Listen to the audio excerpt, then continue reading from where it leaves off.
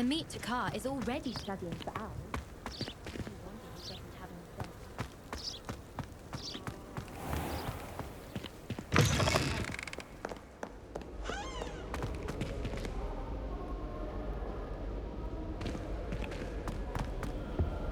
The last time I was at Dogweed and Deathcap, Madam Green had everything from Ditton thieves to shrivel figs. Just be careful not to.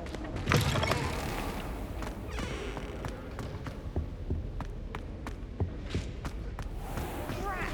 I'm not ready for Professor Bin's lecture. I forgot my pillow.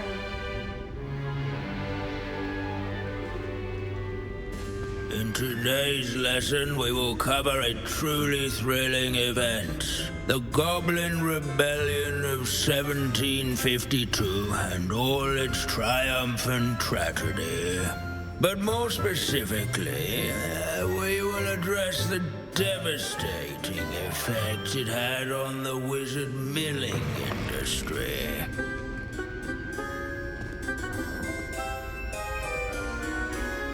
Actually, we do know the number.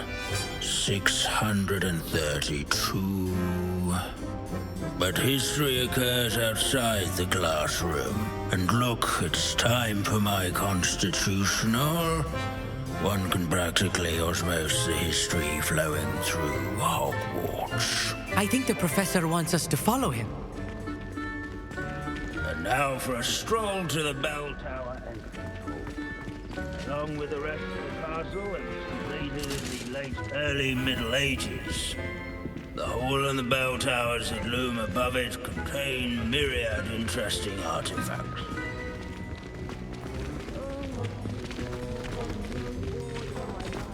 If you fail history of magic, you're doomed to repeat it. The class, that is.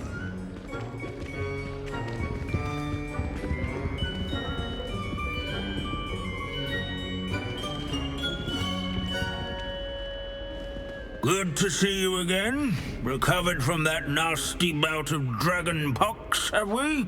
That wasn't me, Professor. I'm new here. Are you? Well then, welcome. No doubt you're eagerly anticipating my analysis of various wizarding councils, codes, statutes, and of course, goblin rebellions. Not all goblins are rebellious. Some venture into wizarding politics, such as Eargit the Ugly. Some are talented artisans, such as Bragbor the Boastful. Did you say Bragbor? I know that name. Lodgok said he was an ancestor of Ranrock. Well known for his metalwork. I would imagine much of his goblin wrought iron and silver has survived to this very day. Now, where were we? Oh yes. Back to our class topic for today. Grimbold Weft, another notable historical figure. He's right nearby. Curious students can find him on display here in the bell tower entrance hall. I recommend that all students introduce themselves to this hero of Hogwarts. What I wouldn't give to be back on a broom right now. Grimbold Weft was responsible. Wagadu's history is, well, a bit different than that of Hogwarts, to say the least. Such as sewing buttons on witches and wizards. Abandoning class to wander the halls is in keeping with Professor Binns' manner of teaching.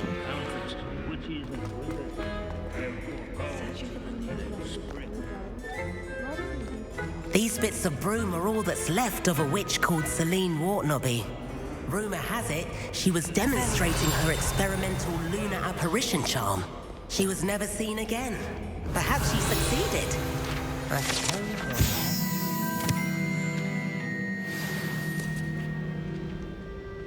Oh yes, I see you found Grimbold Weft. Why didn't you tell us it was just a skull?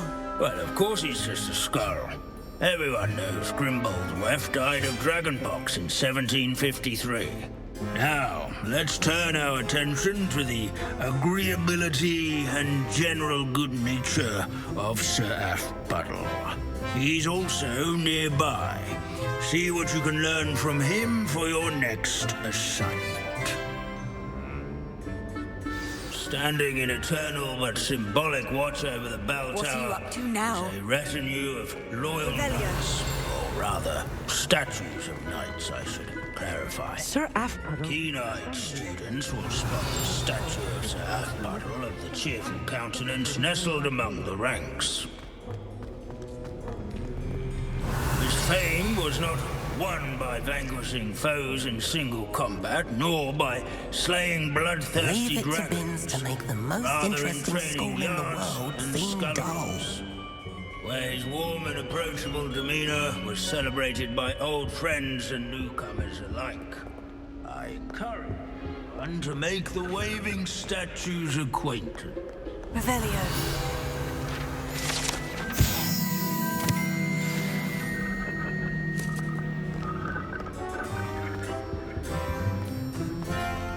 Our students often complain about the many staircases at Hogwarts, but they never bother me. Professor Binns, I found the statue of Sir Aphbuttle. Ah, well done. Alas, Sir Aphbuttle's affability was his undoing. Died instantly trying to befriend a basilisk. Eye contact is not always to be encouraged. So beloved was he that even some goblins mourned his passing. Of course, that did not bode well with the rest of the goblins, most of whom could not abide mourning the loss of a wizard. Pity goblins and wizards can't get along. True, but imagine how dull my lectures would be without goblin rebellions to discuss. History does tend to repeat. It is a series of patterns, a thought both comforting and disconcerting. The wise student, such as yourself, will learn from it.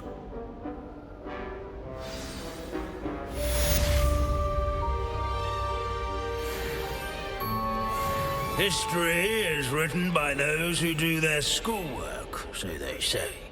Or at least, I like to say that. Looks like we've all gone on another one of Binns' wild goose chases. How can we do so much and accomplish so little?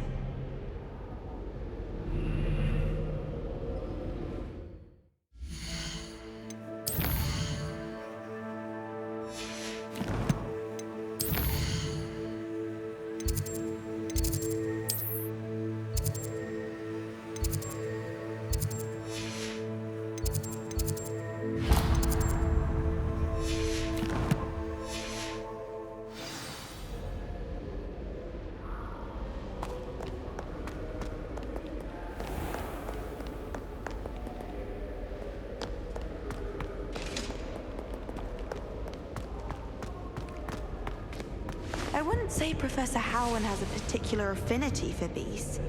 Oh, what I wouldn't give to have a space of my own. Sharing a dormitory all year has been simply miserable.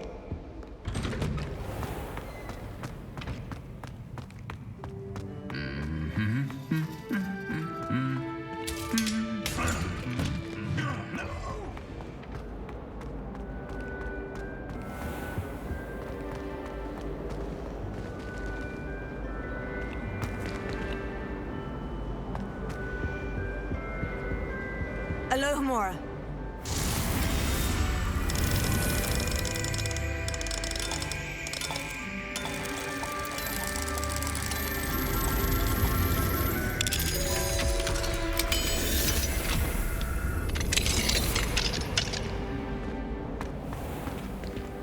Leviosa.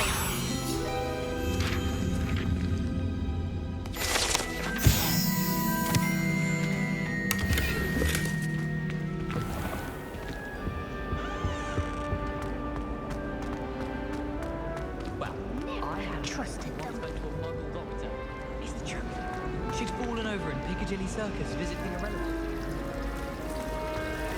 think it's a sign when you're the best at something. Take me, for example. Hackett said I'd make a wonderful aura. Imagine. All of the shopkeepers. I know they do. They always put It's a relief to finally have an answer as to why that portrait was empty.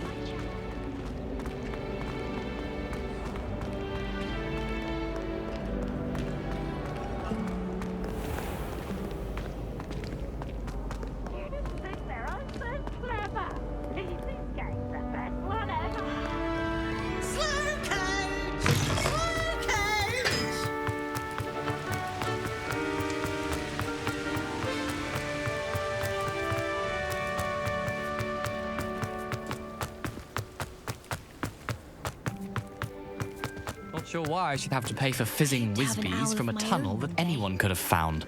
But oh well.